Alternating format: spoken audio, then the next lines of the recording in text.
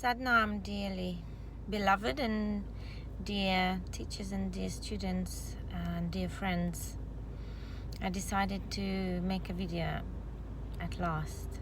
It's been brewing for some time, and in light of the latest circumstances of all the allegations about Yogi Bhajan and the book Premka coming out, and loads of people had been disturbed or touched, or just having different emotions and different looks, and perhaps some of them are reevaluating their lives and what they are at this moment. So I didn't want to leave you in the dark. I wanted to sound out my side of story.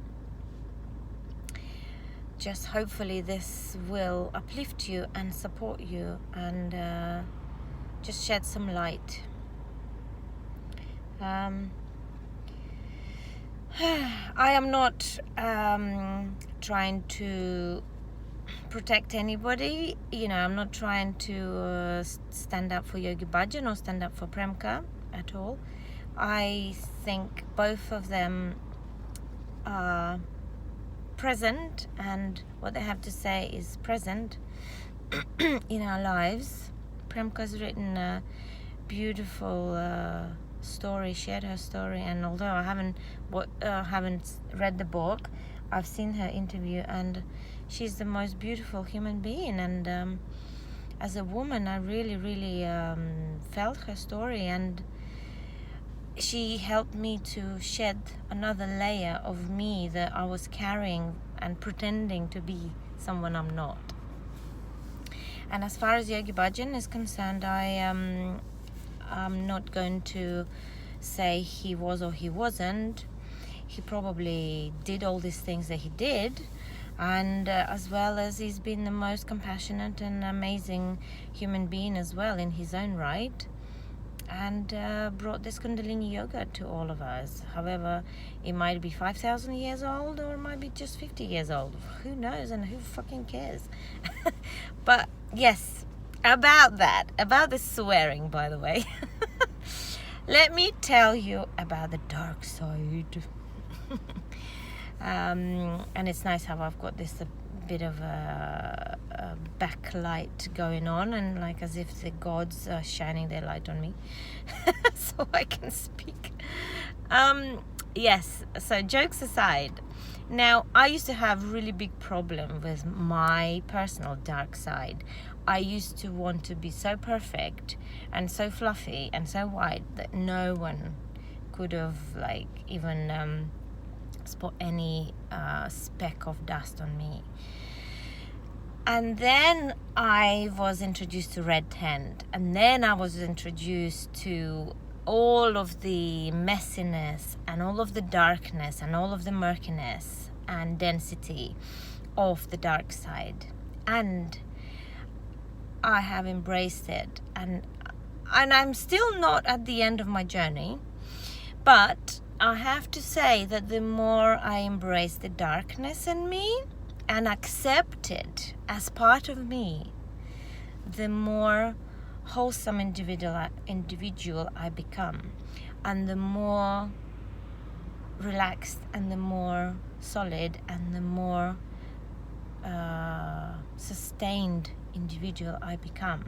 Because if I know that I was a dickhead at some point in time, and if somebody is telling me, Amanjot or Allah, you're behaving like a dickhead or like an asshole now, I'll turn around and say, oh, actually, yes, I am.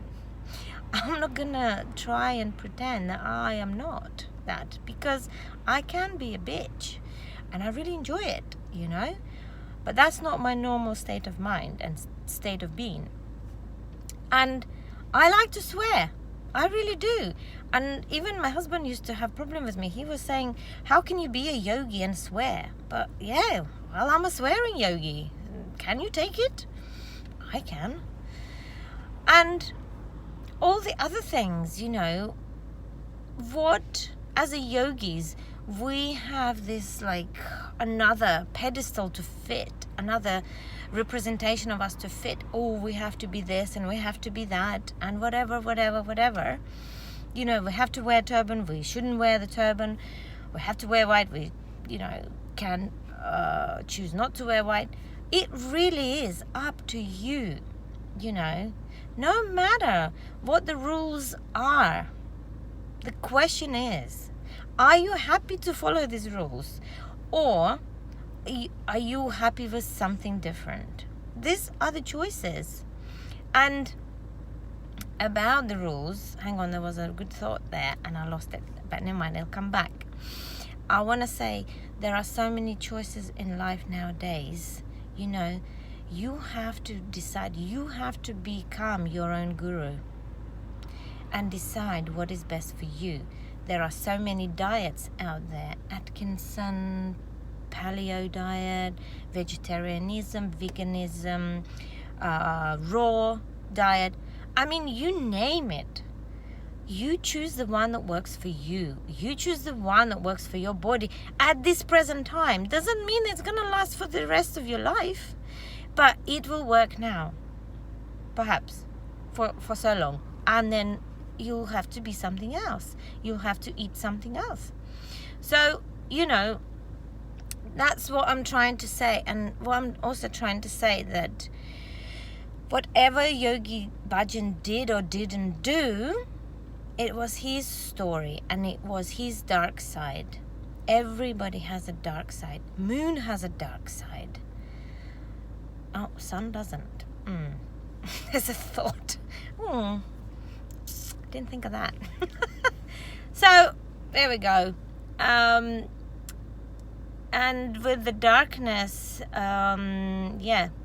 see if you can embrace it. And if you embrace the darkness within you, then you'll be able to see the darkness in others and be more acceptable to it.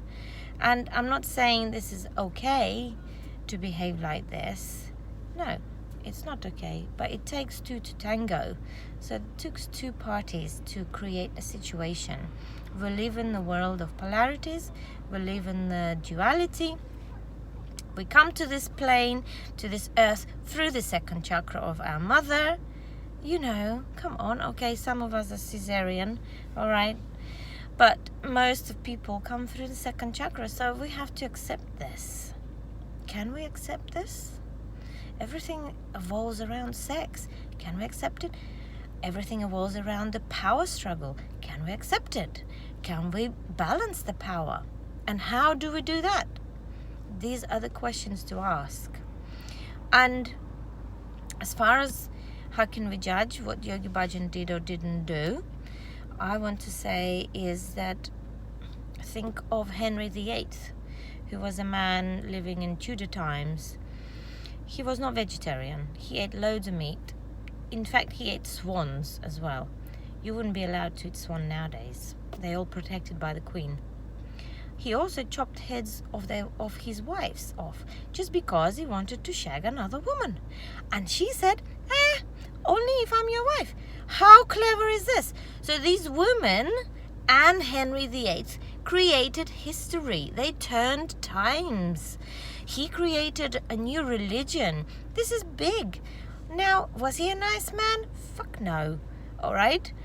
And it was scary to be his woman.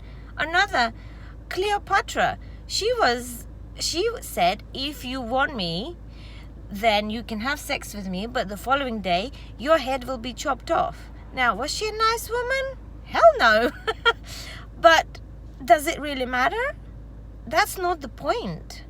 I mean, Michael Jackson, he did some horrible things to children, right? Horrible things.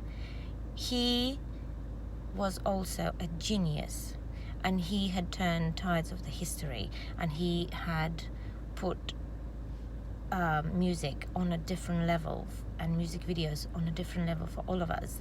So what I am saying is, if you're having deep problems with all this unfolding and all this transitioning, that the clearing that is happening. We are during the Mercury retrograde, and we entered into 2020, which is a year of 4, year of the heart.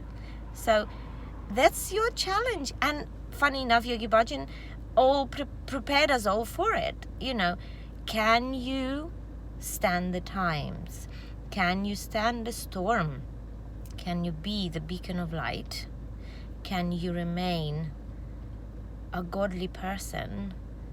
And can you still remember the God within you and the Guru and the divinity within you?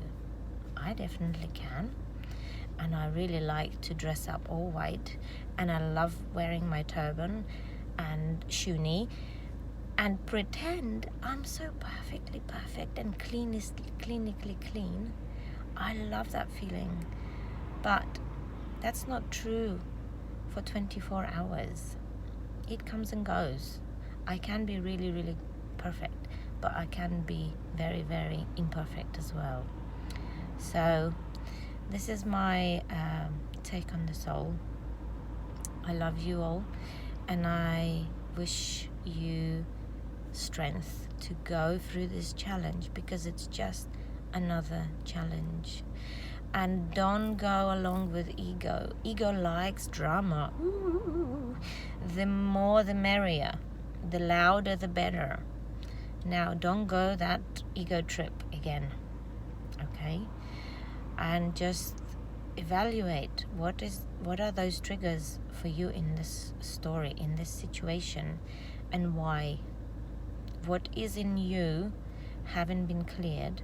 What is in you haven't been transformed? And what is in you standing as a big block? This is universe giving you a massive opportunity, massive chance for you to look it in the eye and be honest with yourself. Lots of love. Sat Nam Vaheguru. And yes, call me, text me, email me if you need my support. I'm there for you, and I'm praying for you. Sat Nam.